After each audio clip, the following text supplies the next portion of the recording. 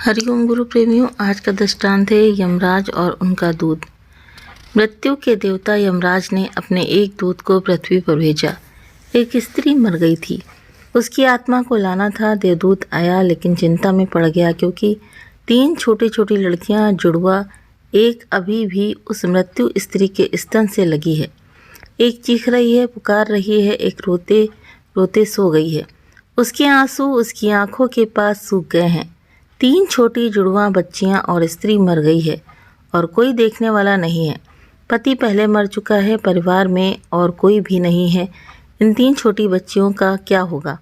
उस देवदूत को ये ख्याल आ गया तो वो खाली हाथ वापस लौट आया। उसने जाकर अपने प्रधान को कहा कि मैं ना ला सका, मुझे क्षमा करें, लेकिन आपको स्थिति का पता ही नहीं है। 3 जुड़वा बच्चियां हैं, छोटी छोटी दूध पीती हैं। एक अभी भी मृत्यु स्तन से लगी हुई है।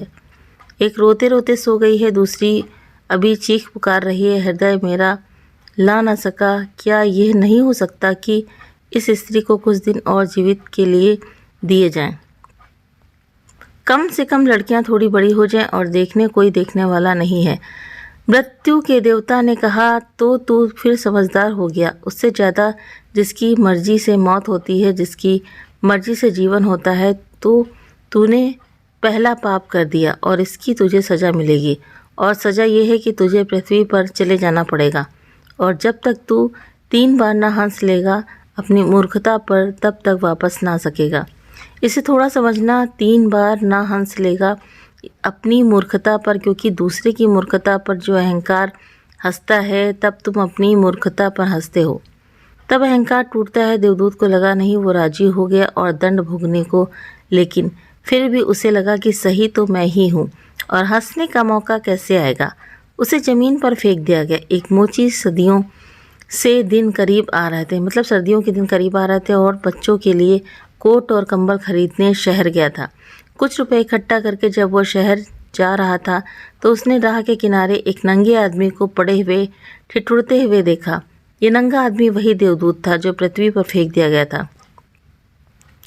उसको दया आ गई और बजाय अपने बच्चों के लिए कपड़े खरीदने के, उसने इस आदमी के लिए कंबल और कपड़े खरीद लिए। इस आदमी को कुछ खाने पीने को भी ना था, घर में भी ना था, छप्पर भी ना था जहाँ रुक सके। तो मोची ने कहा कि अब तुम मेरे साथ ही आ जाओ, लेकिन अगर मेरी पत्नी नाराज़ हो, जो कि वो निश्चित होगी क्योंकि बच्चों के लिए कपड़े खरीदने लाया था, वो पैसे तो खर्च हो गए। वो अगर नाराज़ हो, चिल्लाए, तो तुम परेशान मत होना, थोड़े दिन में सब ठीक हो जाएगा। उस देवदूत को लेकर मोची घर लौटा।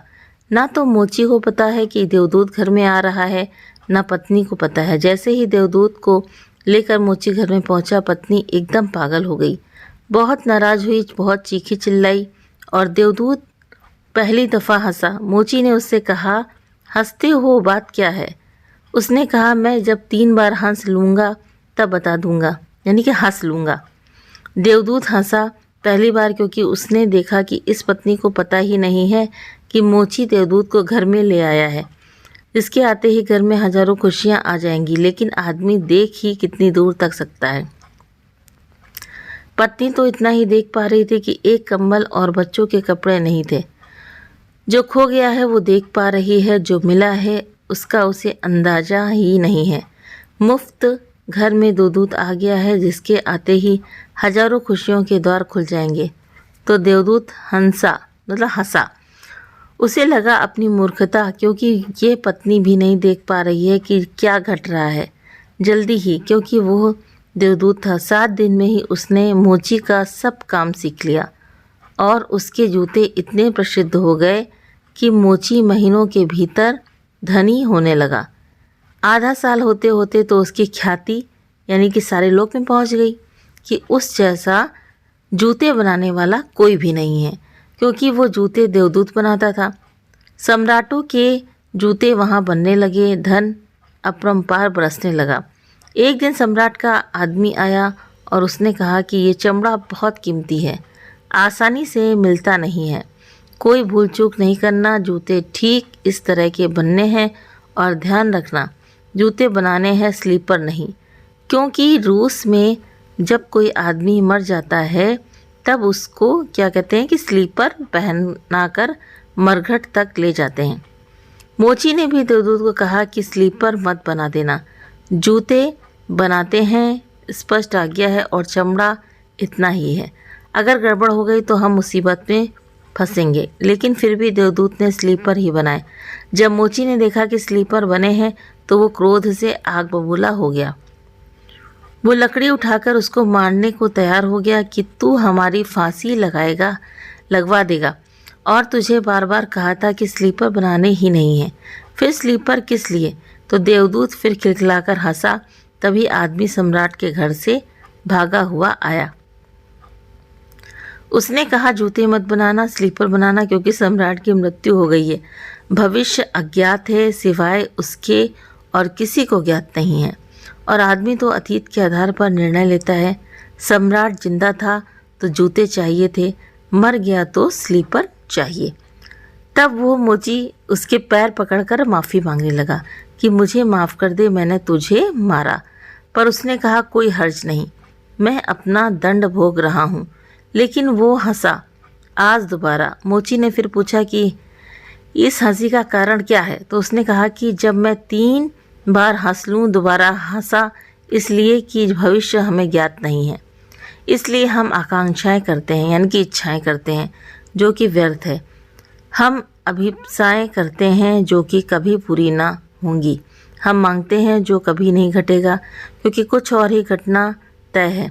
हमसे बिना पूछे हमारी नियति घूम रही है और हम व्यर्थ ही बीच में शोरगुल मचाते हैं। चाहिए स्लीपर पर और हम जूते बनवाते हैं, यानी कि हमें स्लीपर चाहिए लेकिन हम जूते बनवाते हैं। मरने का वक्त करीब आ रहा है और ज़िंदगी का हम आयोजन कर रहे हैं। तो देवदूत को लगा कि ये बच्चियाँ, मुझे क्या पता भविष्य उनका क्या होने वाला है। मैं नाहक बीच में आया और तीसरी घटना घटी कि एक दिन 3 लड़कियाँ आईं, जवान। उन तीनों की शादी हो रही थी और उन तीनों के ने जूते क्या किया, ऑर्डर किए कि उनके लिए जूते बनाए जाए। एक बूढ़ी महिला उनके साथ आई थी जो बड़ी धनी थी। देवदूत पहचान गया, ये वो ही 3 लड़कियां हैं जिनको वो मृत माँ के पास छोड़ गया था और जिनकी वजह से वो दंड भोग रहा था। वे सब स्वस्थ हैं, सुंदर हैं। उसने पूछा कि क्या हुआ, ये बूढ़ी औरत कौन है? उस बूढ़ी औरत ने कहा कि ये मेरी पड़ोसिन की लड़कियां हैं। गरीब औरत थी, उसके शरीर में दूध भी न था, उसके पास पैसे लत्ते भी नहीं थे और 3 बच्चे जुड़वा। इन्हीं को दूध पिलाते पिलाते मर गई। लेकिन मुझे दया आ गई, मेरे कोई बच्चे नहीं हैं और मैंने इन तीनों बच्चियों को पाल लिया। अगर माँ जिंदा रहती तो ये 3 बच्चियाँ गरीबी, भूख और दीनता और दरिद्रता में बड़ी होती। माँ मर गई, इसलिए ये बच्चियाँ तीनों बहुत बड़े धन वैभव में, संपदा में पली। और जब उस बूढ़ी की सारी संपदा की ये ही 3 मालिक हैं और इनका सम्राट के परिवार में विवाह हो रहा है। देवदूत तीसरी बार हंसा और मोची को उसने कहा कि ये 3 कारण हैं, भूल मेरी थी। नियति बड़ी है और हम उतना ही देखते हैं जितना देख पाते हैं। जो नहीं देख पाते बहुत विस्तार है उसका, और हम जो देख पाते हैं उससे हम कोई अंदाज़ा नहीं लगा सकते। जो होने वाला है, जो होगा, मैं अपनी मूर्खता पर 3 बार हंस लिया हूँ। अब मेरा दंड पूरा हो गया है और अब मैं चाहता हूँ जो प्रभु करते हैं अच्छे के लिए ही करते हैं। तो विशेष विधि का विधान जीवात्माओं के कल्याण के लिए बना है। ईश्वर दयालु है। आपके ऐसे विश्वास एवं मान्यताओं को गति तब ही मिलती है जब आप दूसरों के प्रति दया का भाव रखते हैं, क्योंकि जो आप बोते हैं वही आप काटेंगे। सृष्टि में घट रही घटनाओं पर आपको चिंतित होने की आवश्यकता नहीं है, ये गुरु भी कहते हैं। अपने कर्तव्यों के पालन की ओर नेक विचारों से जीवन जीने की यह तभी संभव है जब आपका जीव यानी कि मन सात्विक अन्न से बना हो एवं सुविचारों का उत्पादन करता हो। भव सागर से पार होने के लिए मनुष्य शरीर रूपी सुंदर नौका मिल गई है। सच बात है, तो सतर्क रहो, कहीं ऐसा ना हो कि वासना की भंवर में पड़कर नौका डूब जाए। तो स्वयं कमाओ, स्वयं खाओ, ये प्रकृति है। दूसरा कमाए, तुम छीन कर खाओ, ये विकृति है। स्वयं कमाओ, सबको खिलाओ, ये दैविक संस्कृति है। दैविक प्रवृत्तियों को धारण करें, तभी आप देवलोक पाने के अधिकारी बनेंगे। यदि आपको ये छोटी सी स्टोरी पसंद आई हो तो प्लीज़ वीडियो को लाइक करें, शेयर करें। तो गुरु प्रेमियों, इससे हमें ये शिक्षा मिलती है कि हमारे साथ जो होना होगा वो तो होके ही रहेगा। ये हमारे ही कर्म हैं जो हम पर अटैक करते हैं, और कर्म जो होते हैं वो ये नहीं देखते हैं कि हम खुशी में हैं या दुखी में हैं। जैसे बहुत लोग कहते हैं नहीं कि एक दुख आया, दो दुख आया, और दुख आता ही जा रहा, आता ही जा रहा है। तो कहने का मतलब यही है कि हमारे ही कर्म हमारे पास आते हैं, और गुरु कहते हैं कि अपने कर्मों को हंसते हंसते काट डालो, कोई भी तुम्हारा कर्म का खाता ना बचे। हरिओम तत्सत।